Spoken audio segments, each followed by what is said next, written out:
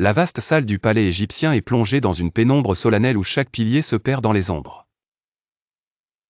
Au centre, une élévation sculptée dans la pierre accueille le trône majestueux du pharaon, son assise dorée et froide irradie une puissance farouche. Le souverain, paré d'une coiffe saphir et d'habits brodés, siège le dos droit, le regard hautain fixé sur l'intrus qui ose troubler sa quiétude.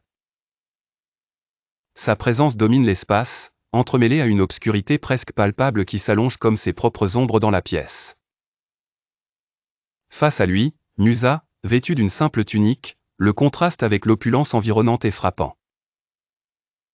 Une lumière douce émerge, sans source apparente, enveloppant ses épaules et caressant délicatement son visage empreint d'assurance et de calme. Musa ne montre ni crainte ni arrogance, il incarne un mélange serein de détermination et d'humilité qui semble défier la majesté du lieu. Autour du trône, des courtisans et des gardes s'effacent dans les recoins obscurs, observant la scène, muets d'effroi ou d'intérêt. Quelques murmures agitent l'air chargé de tension, mais nul n'ose intervenir. La respiration du pharaon est profonde, son regard perçant tente de sonder les intentions de Musa, cherchant une faille dans sa posture immobile.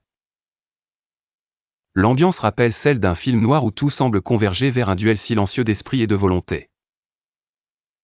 Le pharaon, contrarié que quelqu'un ose troubler sa splendeur, descend lentement les marches de son trône, chaque pas grondant dans la salle. Il s'arrête à quelques mètres de Musa, scrutant ce visiteur insolite. « Que viens-tu chercher dans la demeure des dieux, étranger dont les vêtements n'ont ni éclat ni puissance ?» tonne-t-il, sa voix résonnant comme un avertissement. Musa, enveloppé de la lueur discrète, ne scie pas. Sa réponse est calme, mais résolue, « Je ne viens qu'avec la lumière de la vérité. Ce ne sont ni richesse ni ornements qui me portent, Pharaon, mais un message que tu dois entendre. » Un frémissement agite la foule cachée derrière les colonnes.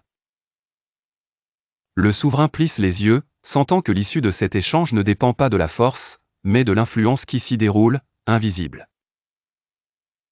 Un voile de suspense plane, la tension s'accroît, chaque mouvement devient essentiel.